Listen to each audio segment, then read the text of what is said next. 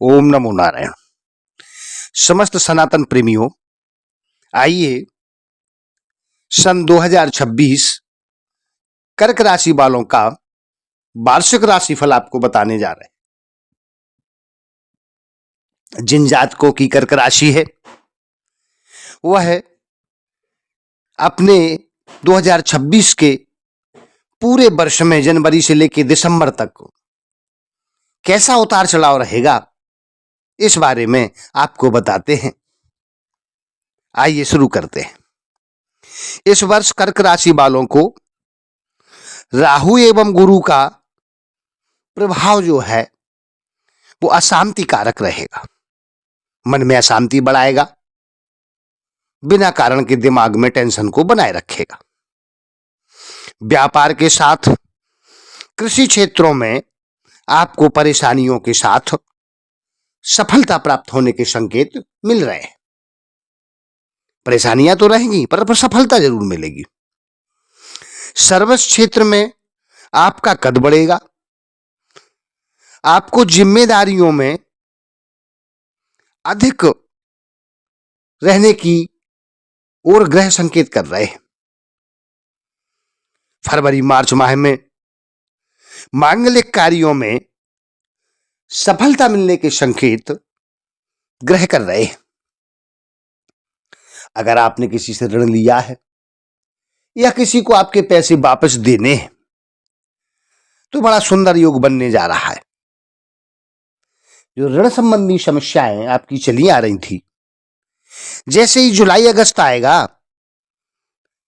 तो इन समस्याओं से आपको बहुत कुछ छुटकारा मिल जाएगा।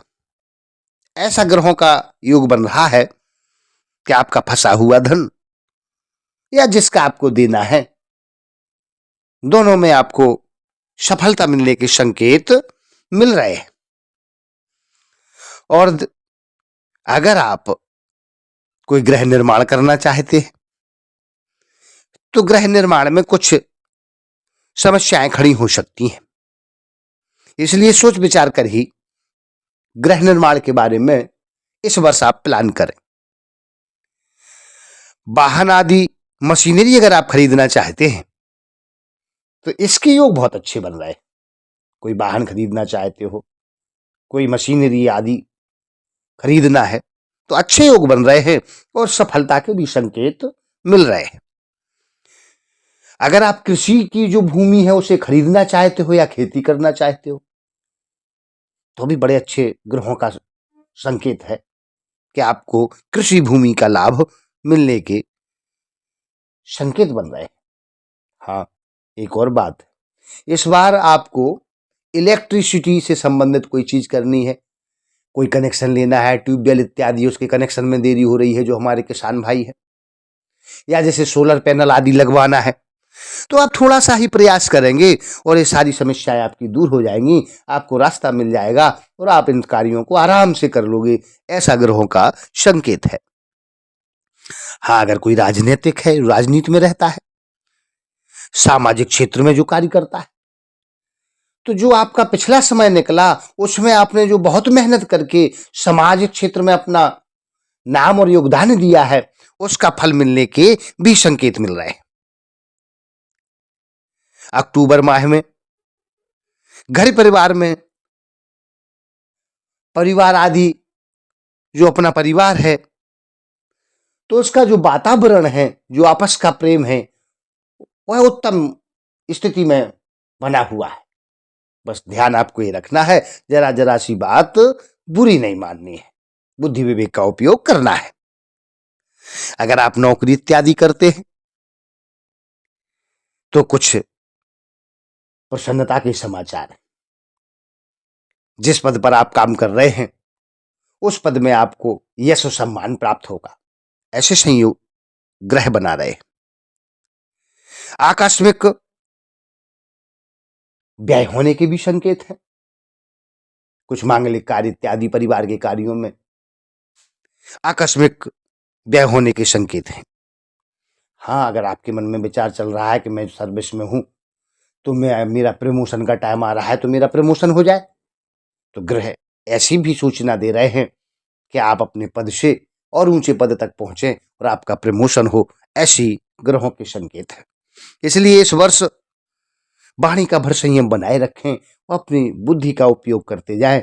यह वर्ष आपके लिए अधिकतर अच्छे फल देने वाला है।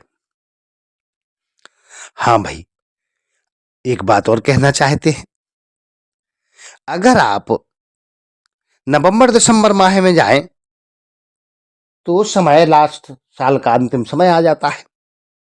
तो उस समय में ऐसे कुछ योग बन रहे हैं जिनकी शादी ना हुई हो, जिनके घर में बच्चे शादी योग्य हो गए हो, तो कुछ मांगलिक कार्य बनने के संकेत मिल रहे।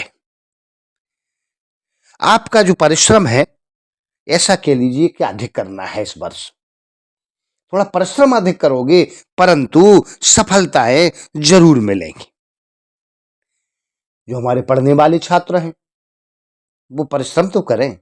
अगर वो विदेश पढ़ने जाना चाहते हैं, विदेश कुछ कारोबार करने के उद्देश्य से जाना चाहते हैं, विदेश में नौकरी के उद्देश्य से जाना चाहते हैं, तो इस बार कर्क राशियों के लिए विदेश यात्रा का भी योग बन रहा है।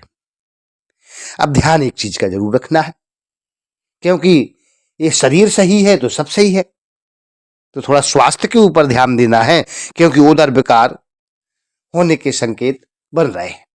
तो खान पान का ध्यान रखें, थोड़ा योग व्यायाम करते रहें। घुटनों में दर्द, चोट आदि का भी भय उत्पन्न हो रहा है, तो थोड़ा सुरक्षा का ध्यान रखें। 4 व्हीलर से अगर यात्रा करें तो सीट बेल्ट बांधें, और मोटरसाइकिल से यात्रा करते हैं तो हेलमेट का प्रयोग करें, क्योंकि हमें अपने शरीर की सुरक्षा स्वयं करनी है। अगर आप इस कार्य को करते हैं तो बस यह वर्ष आपका आपकी समस्याओं को दूर करते हुए आनंद देने के लिए आया है। बुद्धि का उपयोग जरूर करें। एक धार्मिक उपाय भी बताने जा रहे हैं। अगर आप धार्मिक उपाय को करते हैं तो जो छोटी मोटी समस्याएं जीवन में आती हैं, इस वर्ष में आती हैं, तो उन समस्याओं में हमें परेशानियां ज्यादा महसूस नहीं होती और थोड़ी सी परेशानी आकर परेशानी हमारी दूर हो जाती है। उसके लिए एक आपको उपाय बता रहे हैं, सो उस उपाय का आप ध्यान से सुने। वह उपाय है कि आपको पीपल, नीम, आंवला, इन 3 वृक्षों में से कोई एक वृक्ष लगाना है जरूर। वो तीनों लगाओ तो अति उत्तम। वृक्ष लगाना है, भगवान भोलेनाथ की सेवा करें, और हो सके तो महीने में रुद्राभिषेक जरूर करते रहें, और आप अपने जीवन का आनंद लेते रहें और इस वर्ष को आराम से सुखमय व्यतीत करें। इसी के साथ हम अपनी वाणी को समाप्त करते हैं। ओम नमो नारायण।